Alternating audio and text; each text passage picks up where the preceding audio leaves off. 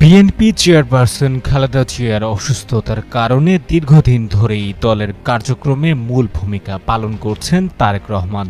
আসন্ন জাতীয় নির্বাচন ঘনিয়ে আসলেও তার দেশে ফেরা নিয়ে নানা জল্পনা কল্পনা ছিল। অবশেষে সেই ধোঁয়াশা কাটছে। দলটির স্থায়ী কমিটির সদস্য সালাউদ্দিন আহমেদের বরাতে জানা গেছে কবে দেশে ফিরছেন বিএনপির ভারপ্রাপ্ত চেয়ারম্যান তারেক রহমান।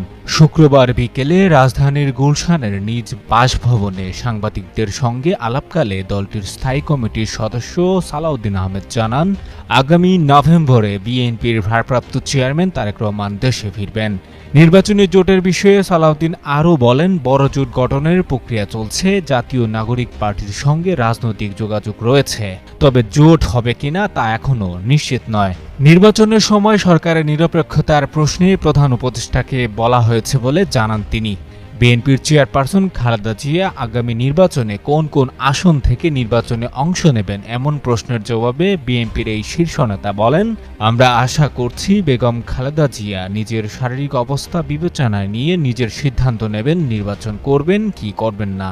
আমরা তো চাই তিনি নির্বাচনে অংশ নিক।